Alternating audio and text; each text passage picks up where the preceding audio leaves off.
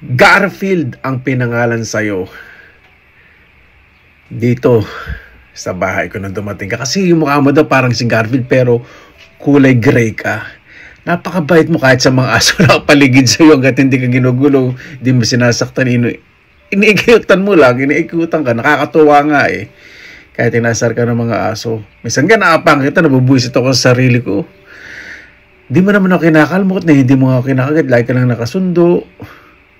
Sumusunod sa akin, binabantayan mo ko. Natatawa nga ako minsan, may dala kang patay na palaka sa ibabaw ng pintuan, iiwanan mo, alam mo sa akin. Alam ko yun, symbol of love daw yun ng mga pusa.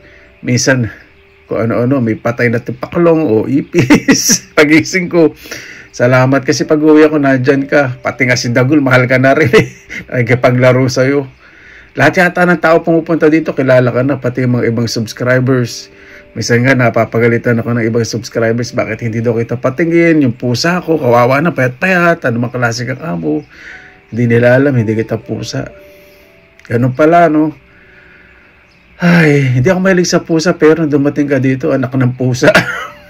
Napamahal ka sa akin, tinatanong ko sa mga kapatid ko, kung nadadalaw ka pa, okay pa, pero ng last year,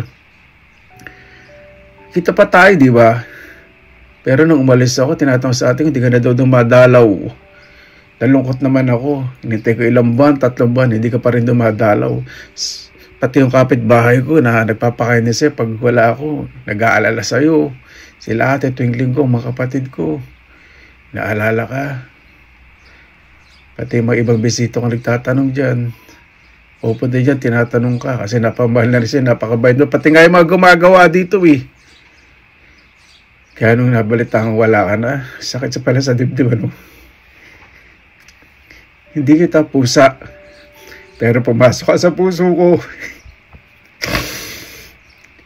Sige na, Garfield, pahinga ka na.